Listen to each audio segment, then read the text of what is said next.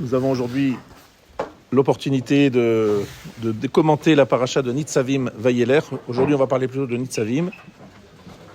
Et surtout d'éclaircir un sujet qui m'a toujours, on va dire, perturbé, étonné. Et Baruch Hashem, grâce à vous et l'obligation que j'ai de préparer, qui n'est pas une obligation, qui est un srout, un mérite de pouvoir préparer, ça nous permet de découvrir des choses que peut-être on n'aurait pas découvert sans cette sollicitation-là. Alors, de quoi s'agit-il ? Bien, je vais revenir sur la notion de brit, d'alliance. Le ovrecha bibrit Adonai Elohecha be'aloto asher anochi koret imecha hayom. Donc, on va parler aujourd'hui du brit. Brit, ça veut dire quoi en bon français ? Une alliance. Alors, il faut bien se rappeler du premier brit qu'on appelle brit ben abetarim, l'alliance entre les morceaux. On l'a expliqué plusieurs fois ici. Il s'agit de dire à la personne. Je vous rappelle que c'est quoi une alliance entre les morceaux. Ça veut dire quoi ? C'est-à-dire qu'on a coupé en deux des animaux. Entre les morceaux de ces animaux, il y a Abraham qui passe, Abraham qui est là, et puis la Shekhinah représentée d'une certaine façon. Et donc une alliance entre Abraham et la Shekhinah, la présence divine. Qu'est-ce que c'est que cette symbolique de couper en deux un animal ? La réponse, c'est que, en fait, je prends l'exemple souvent du sandwich pour expliquer ça. Lorsque je vous dis sandwich, vous pensez que dans le sandwich, il y a plusieurs ingrédients. Mais pourtant, je ne vais pas donner la liste des choses dans le sandwich. Je dis, il y a un sandwich. Pourtant, si vous regardez le sandwich, il y a la partie du haut, la partie du bas, et les ingrédients qui sont au milieu, et qui forment un sandwich. Vous ne dites pas dans le sandwich, donc le pain d'en haut, puis après, le poulet qui est au milieu, puis après, la salade qui est à côté. Non, vous dites the sandwich, un sandwich. Vous êtes au singulier. Ça veut dire que vous allez créer une entité, une nouvelle entité, composée de plein de petites entités, et vous appelez ça une entité, un sandwich. Donc lorsqu'on fait une alliance, c'est une façon de dire que nous sommes tellement liés que finalement nous constituons une entité, alors que nous sommes plusieurs éléments, non, mais nous constituons une entité, grâce à cette alliance. Donc Akadosh Baruch Hu nous impose, mais aussi nous propose une alliance, et pour créer cette entité nouvelle entre lui et nous. Jusque-là, c'est clair. Voilà la notion de brit. À tel point que le Rav nous disait Milachon Beria, création. C'est une nouvelle création. Milachon Brit, c'est Bet Resh.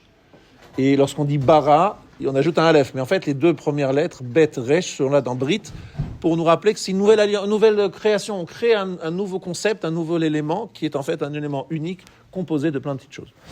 Voilà. Ça, c'était l'introduction. Maintenant, rentrons dans le vif du sujet. Le Midrash Tanchuma.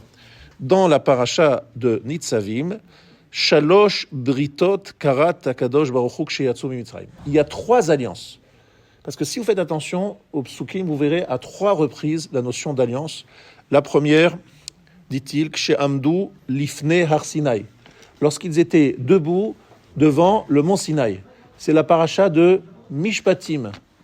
La paracha de Mishpatim, après la paracha de Yitro. Yitro, c'est le don de la Torah. Les gens oublient souvent que le don de la Torah est coupé en 2 morceaux, en 2 parties.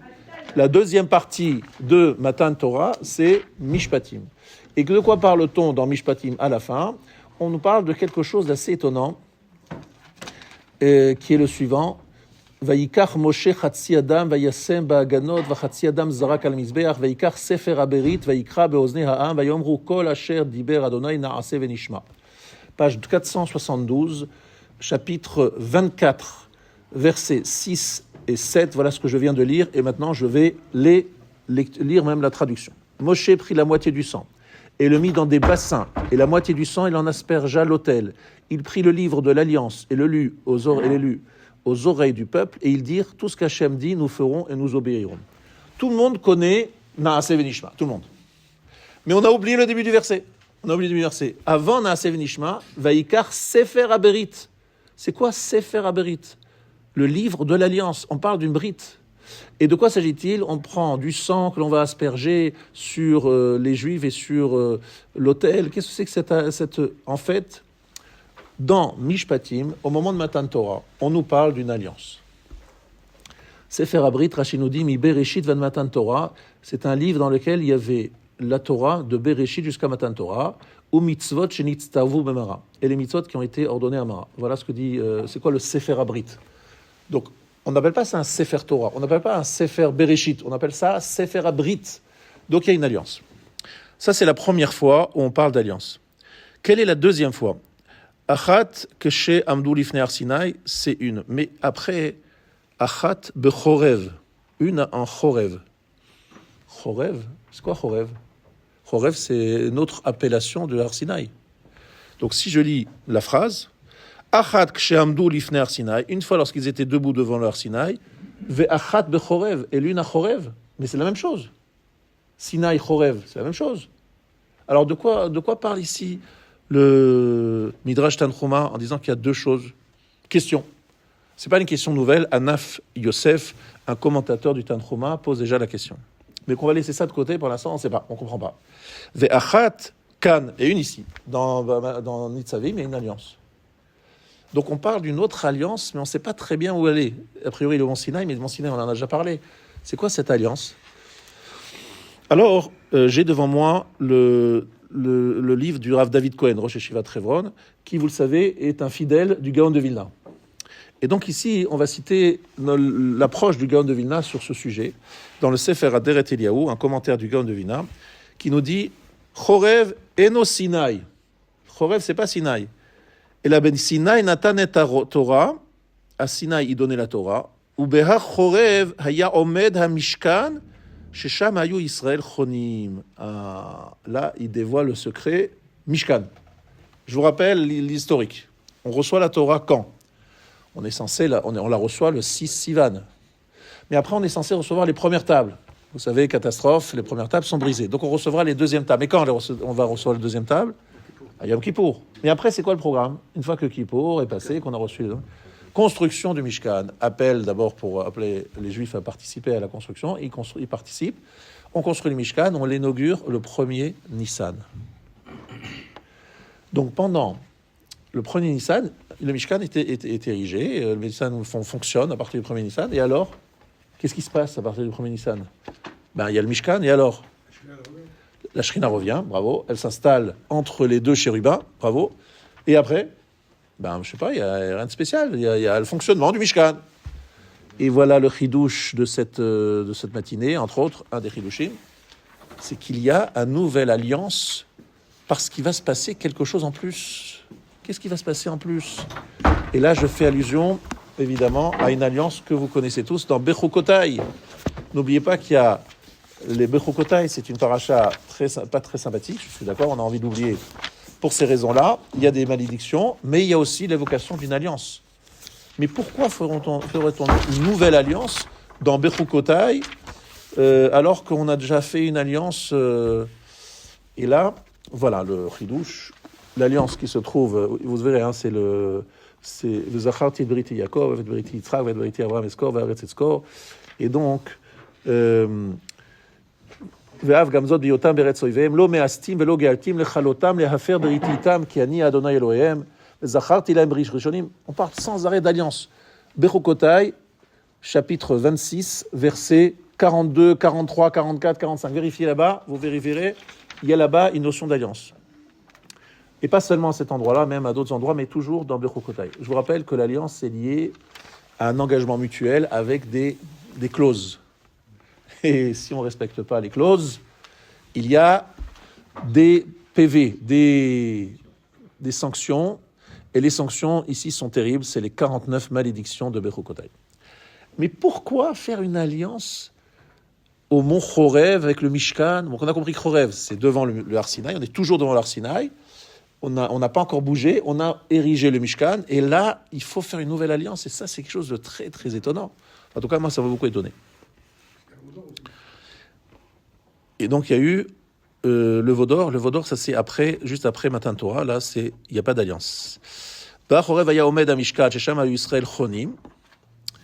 Et là, il ajoute quelque chose, le Gaon de Vilna. Amrou Chazal, klalotea neemru besinai, ou partotea neemru beohel moed. Voilà le mot très important du Gaon de Vilna. Les généralités, les klalim, ont été données au Mont Sinaï, mais les détails, elles ont été données où on a reçu les détails? Eh bien, c'est le début de Parashat Vayikra. Voilà, Vayikra, vous regardez au début. Vayikra El Moshe. C'est qui Vayikra El Moshe? De quoi s'agit-il? Eh bien, tout simplement, Rashi explique à Kol Oler Umagia le Ozna v'Chol Israël lo Shomim. En fait, Akadosh Baruch Hu parle entre les chérubins.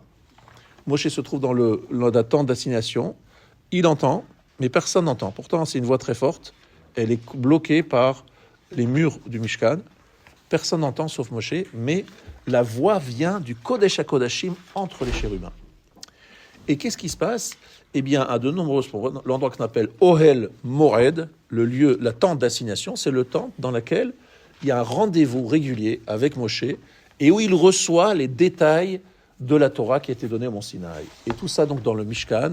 Et comme l'explique d'ailleurs Maimon Nachmanide, Ramban est tout à fait d'accord, Ramban et Gaon Evina disent la même chose, effectivement, c'est qu'en fait, il y a la Torah dans les détails qui est donnée au Ohel Moed, entre les chérubins, dans le Mishkan. Et Rachid lui dit que tout est donné au Mont Sinaï, alors qu'il parle de la Shemitah, etc. Alors, là-bas, effectivement, Rachid, en début de Har Sinaï, nous dit « Tout a été donné au Har Sinaï ». Donc, a priori, Rachid dit autrement. Et justement, j'allais pas citer Rachid, mais un autre Rachid dans Ta'anit, Daf Chafalef Amud Bet. Regardez les mots de Rachid. Shelo nistalka Ashchina mehar Sinaï ad echad ben Nissan. La Shechina n'a pas quitté le mont Sinaï jusqu'au premier Nissan, chez Hukam Mishkan, où le Mishkan a été érigé. Venas'a vezaza ha-Shechina min hahar veyashvala ala kaporet. La Shechina qui se trouvait sur la montagne s'est déplacée pour s'installer sur le kaporet.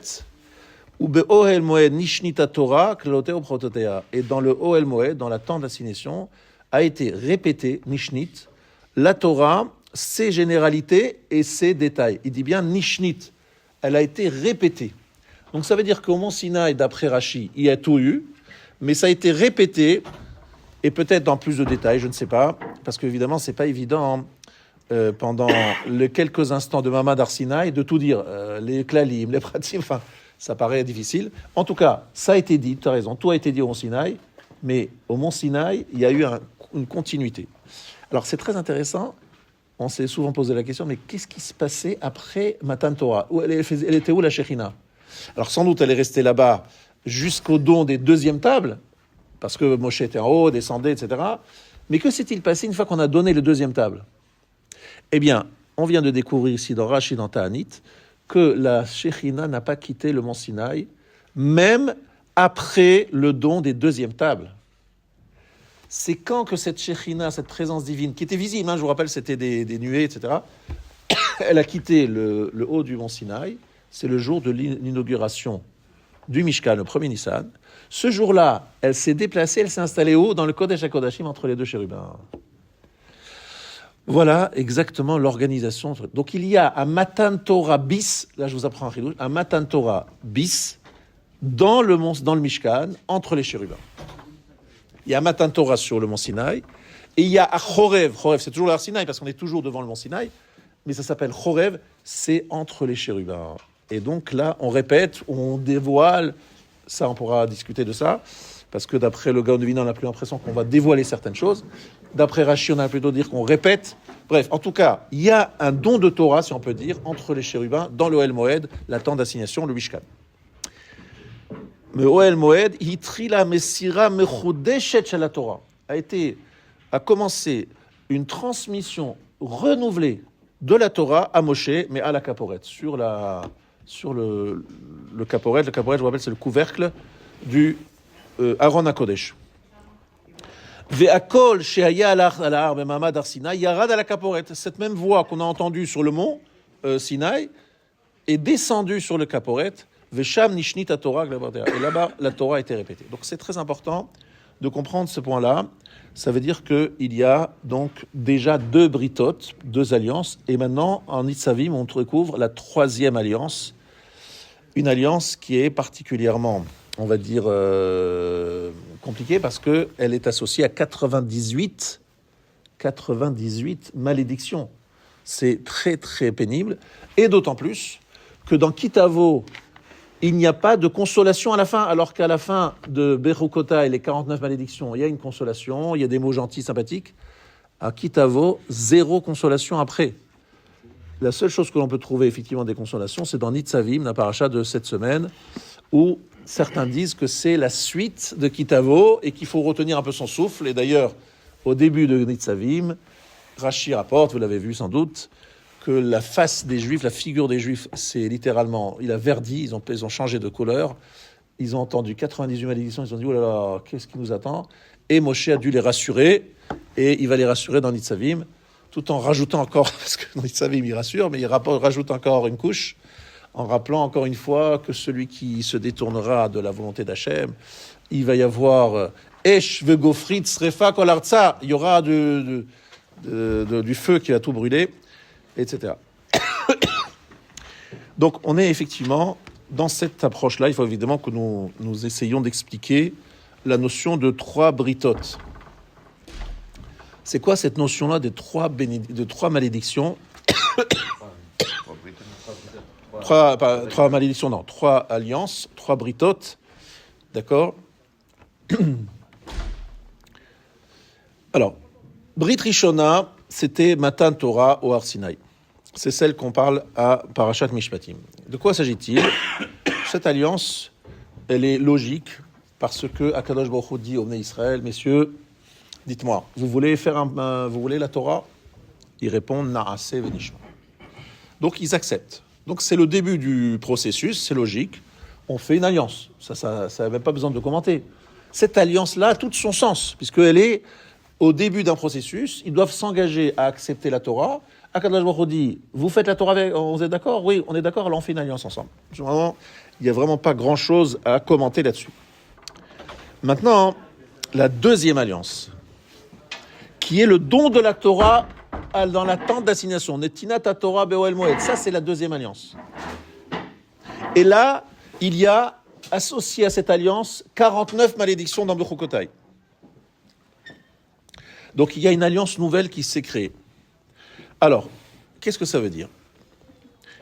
Il y a un approfondissement dans l'alliance. Il y a quelque chose de nouveau, parce qu'il faut bien s'il y ait une deuxième alliance, c'est qu'il y avait quelque chose qu'il n'y avait pas avant, qu'il va y avoir maintenant. C'est quoi la différence? Eh bien, la différence, elle est très simple. C'est que lorsqu'on parlait de la première alliance, c'était celle qui était avant la faute du veau d'or, alors que la deuxième alliance, elle va avoir lieu après la faute du veau d'or et après l'érection du Mishkan. Donc on est bien après la faute du veau d'or et tout un processus qui va suivre cela. Donc il est logique que nous soyons dans une nouvelle logique. Excusez-moi. Et c'est logique que nous soyons dans une nouvelle approche qui est de dire, attention, on avait fait une première alliance, mais quelque part vous avez brisé cette alliance, vous avez fait le veau d'or. On va renouveler cette alliance dans un monde nouveau qui s'appelle le monde des Luchot Shniot et du Mishkan et de la Kapara et de la Teshuvah, etc. Mais attention, là, on associe à cette alliance des malédictions, 49. Parce qu'on a compris qu'on avait affaire à des gens un petit peu, on va dire, fragiles. Donc il faut qu'on leur dise, écoutez messieurs, c'est très simple, hein, l'engagement, c'est pas optionnel, ça va vous coûter très cher si vous ne faites pas. Donc la deuxième alliance est très logique également, parce qu'on est après la faute, on est dans le Mishkan, on est avec des gens qui ont fauté, il faut absolument les recadrer. Jusque-là, c'est clair. Mais alors, c'est quoi la troisième alliance? C'est là vraiment le problème. Qu'est-ce qu'on veut rajouter dans Nitzavim? Qu'est-ce qui s'est passé dans Nitzavim qui justifie une troisième alliance? Pourquoi rajouter 98 malédictions alors qu'on en a déjà entendu 49? Alors, la chidouche que nous allons emprunter au Maharal, entre autres, et je voudrais que vous écoutiez bien parce que c'est vraiment quelque chose de lumineux que j'ai découvert grâce au Rav David Cohen. Et le Maharal, évidemment, qu'il cite. Qu'est-ce qui différencie le livre de Devarim du livre des 4 autres livres? Sefer Dvarim, dit le Maharal, Haya Kabbalat HaTorah mitzad hamekablim. Moshe bier ota be'atzmo libnei Israël, velo nitna bimehalach shel shchina medaberet mitoch grono. Pendant les 4 premiers livres, lorsque Moshe y parle, la Shechina utilise ses cordes vocales, et en fait, ça sort de sa bouche, mais en fait, c'est la Shechina qui parle dans la bouche de Moshe. Mais lorsqu'il s'agit du 5e livre, le livre de Devarim, Ho'il Moshe be'er et Torah azot, c'est lui qui explique, c'est sa voix à lui. Et les Advarim, c'est ses paroles à lui. Donc déjà, un point très important. Mais ici, le Maharal va plus loin, et le Rav Yitzhak Hutner l'explique très, très bien. Il dit, lorsque je fais un cadeau à quelqu'un, je tends le cadeau, moi je donne le cadeau, et il faut bien qu'il y ait quelqu'un qui reçoive le cadeau. Il y a un Mekabel, un réceptacle qui reçoive le cadeau. 4 livres, c'est Hachem qui donne la Torah. Le 5e livre, c'est Mekablé à Torah, c'est par rapport à ceux qui le reçoivent. C'est Mitzad HaMekablim. Ça veut dire qu'en fait, franchement, j'ai du mal à comprendre. Hein. Je vous dis, hein, j'essaie de bien expliquer. Dans Kitavo, l'explication qui a été rajoutée, et ça je vous remercie parce que ça je n'avais pas compris jusqu'à maintenant, c'est qu'il leur a été donné non seulement les détails de la Torah, Nidgalu lahem gam ta'ame Torah. On leur a révélé les raisons, les ta'amim. Alors ta'am ça veut dire le goût, et ta'am ça veut dire la raison. Parce que lorsqu'on comprend quelque chose, ça a du goût. Mais en tout cas ici, ta'ame Torah. Ça veut dire qu'en fait, Rabotai, jusqu'à présent, c'est-à-dire première alliance, deuxième alliance, c'était chaque fois une Netinat Torah, un don de la Torah. Et la troisième fois, c'est aussi Netinat Torah. Mais qu'est-ce qui évolue? Donc première fois, c'est avant la faute. Deuxième fois, c'est après la faute et c'est au Mishkan. Troisième fois, c'est pour parler à ceux qui reçoivent et essayer d'adapter et de faire accepter les choses. C'est-à-dire que là, on va aller vers les gens en disant, vous savez, vous avez intérêt de recevoir la Torah, parce que regardez la Torah comme elle est belle, regardez l'explication, le sens des choses. Bref, on est en train d'essayer de faire du marketing, de vente, pour que les clients, ils achètent. Lorsque vous voulez faire acheter par des clients, qu'est-ce que vous faites? Et ça vaut la peine, achetez ça, vous allez voir, ça vous apportera ceci, cela. Avant, c'était pas comme ça. Akadosh Baruch Hu dit, c'est très simple, on fait une alliance, Naaseh Venishma, je vous donne, allez, acceptez, point final. C'était un peu dans le style, le roi qui décrète, et le peuple qui n'a pas le choix d'accepter ce que le roi a décrété. Mais là, on est en train plutôt d'essayer d'obtenir l'adhésion. Pour obtenir l'adhésion, il faut expliquer aux gens pourquoi, quel le but, quel intérêt. Et là, c'est ce que fait le livre de Devarim. Il Moshe Be'er et Torah Azot, il a expliqué cette Torah. Il leur a dit, mais regardez, comme c'est extraordinaire cette Torah, je vous l'explique. Je vous montre comment c'est quelque chose d'extrêmement positif et constructif pour vous et votre avenir. Ah, alors là, les Juifs vont l'accepter autrement. C'est le Mitzad HaMekablim. Là-dessus, ce nouveau don de la Torah, quelque part, parce que c'est une nouvelle Torah, parce que c'est pas une nouvelle Torah, Chas v'Shalom, c'est la même Torah, sauf qu'elle a été, je vous le rappelle, donnée, celle-là, les derniers jours de la vie de Moshe. On parle du Rosh Chodesh Shvat, tout le mois de Shvat, et les 7 premiers jours du mois de Hadar. Donc c'est un long discours dans lequel Moshe il dit le dever de Sefer Devarim. Ce Sefer-là, c'est les derniers jours de Moshe, où Moshe leur donne la Torah, entre guillemets, c'est toujours la même Torah, mais c'est une troisième Netinat Torah, Mitzad HaMekablim, pour essayer de faire en sorte que qu'ils intègrent bien, qu'ils comprennent bien. Donc il leur donne Ta'ame Torah. Et à chaque fois, il y a un brit. Chaque Netinat Torah, il y a une nouvelle alliance. C'est pour ça qu'il y a 3 alliances. Parce qu'à chaque fois, il faut qu'on crée de nouveau un lien tous les deux, dit Akadosh Baruch Hu avec le clan d'Israël. Et là-dessus, vous verrez dans la Gemara, dans Sota, il y a une marloquette dans Sota entre Tanakama et Rabbi Shimon, et qui en fait a même marloquette que Rabbi Yehuda et Rabbi Akiva. Qu'est-ce qui a été donné parce que tout à l'heure on a fait de remarques. Qu'est-ce qui a été donné au Sinaï? Que les généralités ou aussi les détails? Alors sachez que c'est une Gemara dans Sota, d'Aflamet Zayin Amud Bet, qui parle de ça. Donc d'après l'un des Tanaïm, Klalot Neemru Besinaï ou Pratot Be'oel Moed, les généralités dans le Sinaï et les détails en El Moed, ou bien au Sinaï on a déjà reçu et les klal et les prat, et c'est seulement au El Moed on a répété. En fait, les 2 options que nous avons proposées au début du shiur, ils se trouvent clairement dans Sota d'Aflamet Zayin au nom de Tanaïm. Donc, ouais, on ne sait pas clair, ce point-là n'est pas clair, parce que les Tanaïm ne sont pas d'accord là-dessus. Mais peu importe, ce qui compte pour nous, c'est de comprendre finalement que le Gaon de Vina, il a dit, lui, il a pris parti pour l'avis qui pense qu'il n'y a que les généralités qui ont été données au Sinaï. Les détails ont été donnés au El Moed dans l'attente d'assignation. Mais tout ça, c'est dans un peu du détail. Ce qui compte pour nous, c'est de comprendre qu'il y a 3 Kabbalat Torah, 3 Netinat Torah, et 3 alliances. Voilà, ça c'est le point important, je pense que c'est assez clair.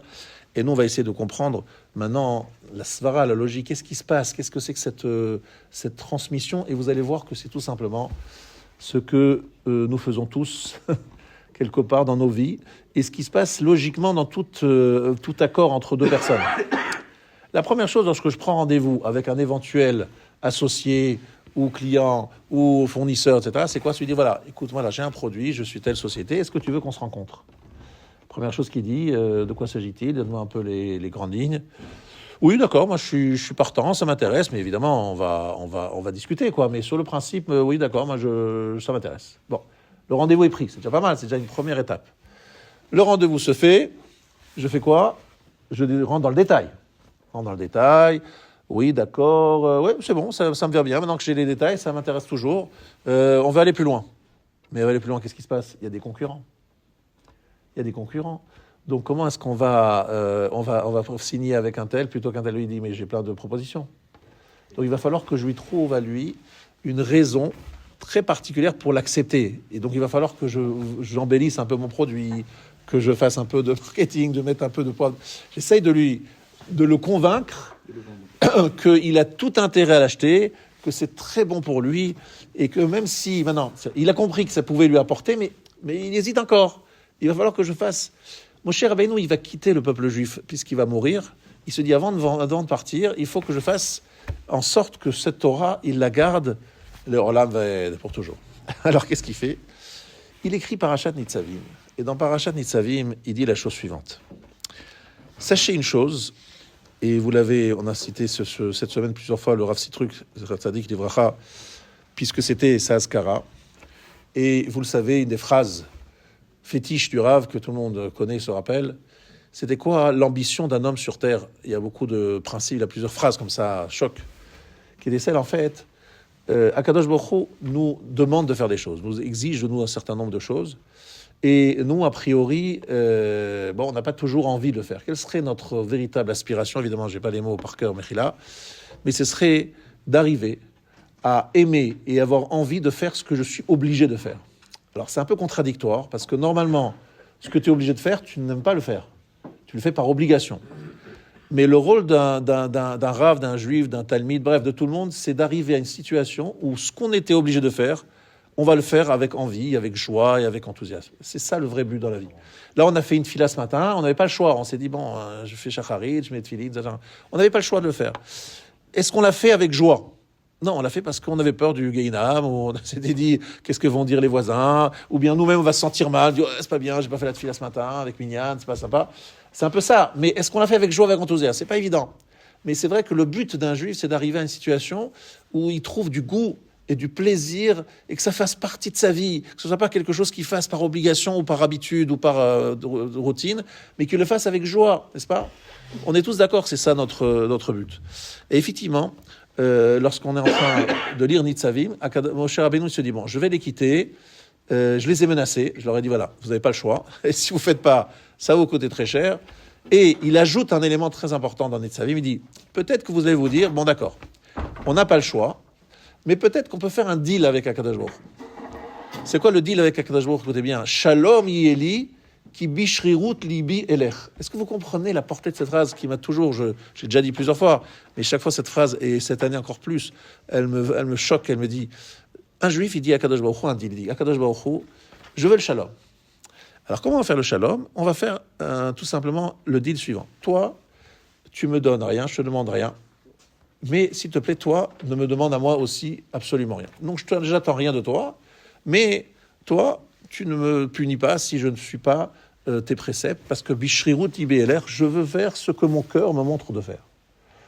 Donc, s'il te plaît, on va faire une sorte de séparation, un peu comme un get, un divorce, chacun sa vie.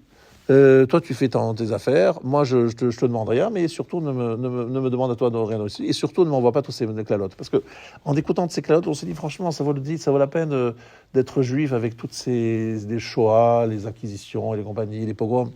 Bon, je vais faire ma vie. Je vais être un Israélien, tranquille, sans...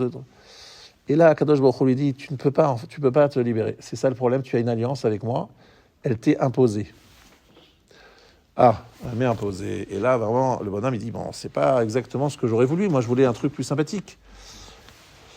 Et là, le Rav ajoute quelque chose de très, très important que je voulais ici vraiment partager avec vous. Donc, c'est la deuxième partie de mon cours qui commence maintenant. C'est qu'en fait, je voulais vous expliquer que le Nitzavim, c'est la suite de Kitavo. Et quelque part, elle est venue pour rassurer, suite à Kitavo, mais pas seulement rassurer, mais nous dire quelque chose de magnifique, que j'ai trouvé magnifique, qui est la chose suivante. Il y aura plusieurs étapes dans la Teshuvah. On parle de Teshuvah dans Nitzavim. Et à un moment, on s'écrit « Umal Hashem Elokecha et levavcha vet levav zarecha ». Hashem fera la Mila, la Brit Mila du cœur. Et c'est les Rachetevot de Elul. En fait, Akadosh Baruch Hu nous dit, écoute, si tu es prêt à te lancer dans cette alliance, au début, tu vas trouver ça pénible. Tu vas trouver ça dangereux, parce que tu risques gros, comme on le voit dans Kitavo. Mais à la fin, si tu es prêt à jouer le jeu, à la fin, Akadosh Baruch Hu va faire la Brit Mila, ça veut dire que tu vas sentir que finalement, c'est plus un poids. Après, non seulement tu sentiras plus un poids, tu sentiras même que c'est un plaisir, une joie. Non seulement que c'est un joie et un plaisir, mais tu sentiras que ça remplit ta vie. Et que lorsque tu regarderas autour de toi, tu diras à tous ces gens-là qui courent après les plaisirs de matériel, tu verras qu'ils sont miskénim parce qu'ils sont jamais satisfaits, ils sont toujours avec un goût amer après, en disant voilà, j'ai essayé ci, j'ai fait ça, et c'est sans fin, mais finalement, ça n'apporte pas vraiment le bien-être. Akadosh Baruch Hu nous dit, si tu suis mon chemin, il y aura un jour où je vais te faire la Brit Mila de ton cœur. C'est-à-dire quoi, faire la Brit Mila du cœur? C'est que là, les choses qui nous poussent vers la matérialité vont disparaître et on va trouver un bien-être dans la spiritualité. C'est en fait le but du mois d'Elul et du mois de Tishri, en tout cas à son début, pas seulement à son début, mais aussi à la suite, c'est de montrer aux gens qu'ils n'ont pas le choix parce que c'est aussi leur seule planche de salut en termes de bonheur et de simcha et de joie. Sauf que ça ne se fait pas toute seule et c'est pas rapide, ça prend du temps. Moi, je pense qu'ici, je pense qu'on est d'accord tous ici, que même si le Shabbat nous demande beaucoup d'efforts, on ne pourrait pas s'imaginer sans un Shabbat. Même si ça nous interdit plein de choses, on a le sentiment que le Shabbat fait partie de notre vie, même s'il y a beaucoup d'interdictions. Et quelque part, on en retire un plaisir. Maintenant, ça c'est le Shabbat. Même la tfila du Shabbat, des fois elle est un peu longue, mais on a un plaisir de chanter, d'être là ensemble, etc.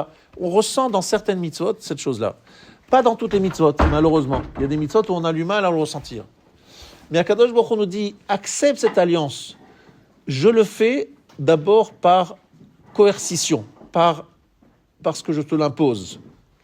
Mais en fait, le but, c'est pas que ça reste quelque chose d'imposé, mais que ça se transforme en quelque chose de différent, en quelque chose où tu ressens la simra. Comment? Grâce au mal Hashem Elokecha tevavcha vatlevav zarecha. Il y a des moments dans l'année où je t'ouvrirai un peu le voile et tu verras que finalement, c'est pas que des galères.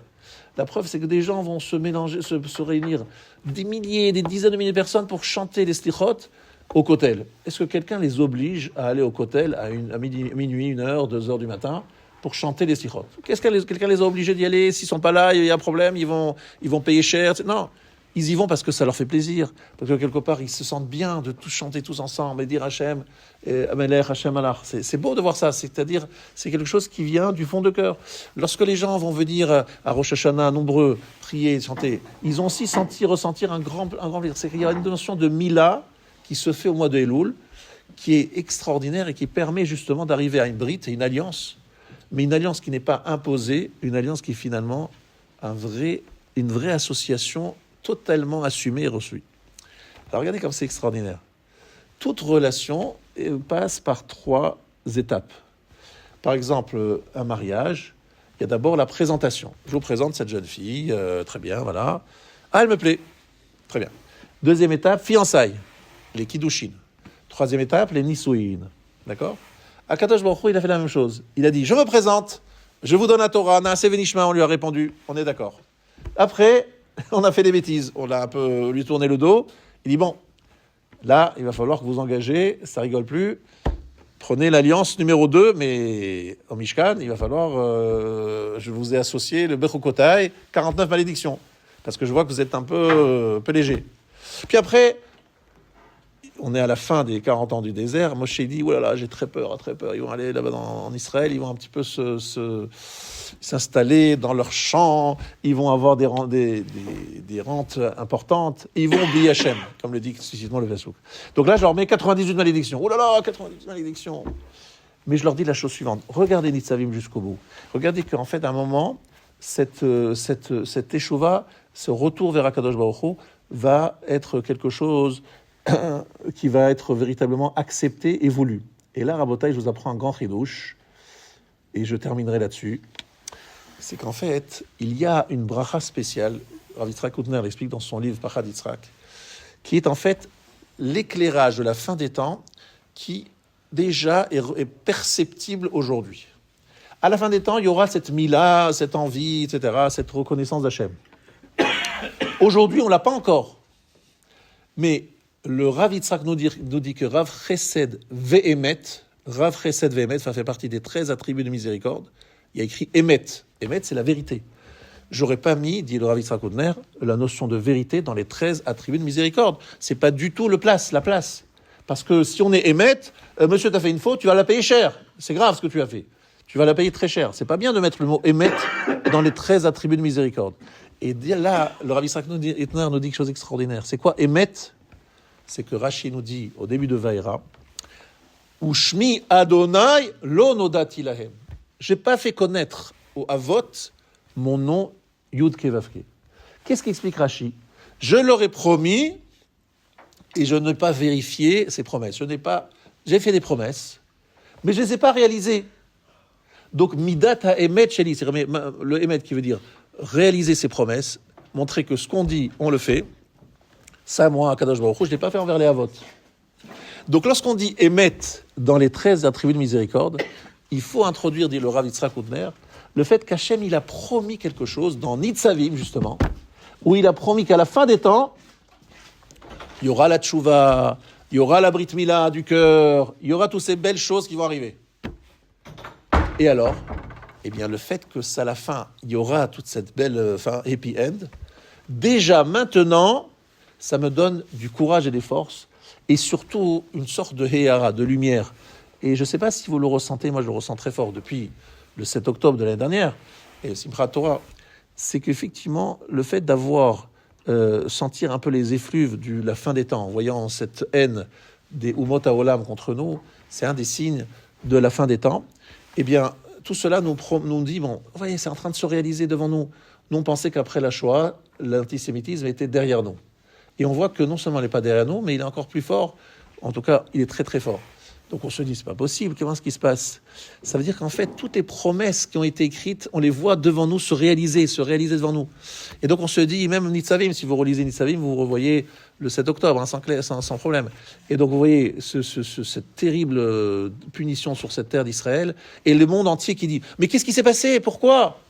Incroyable ce qui est écrit dans Nitzavim et que vous relisez, vous revoyez devant vous.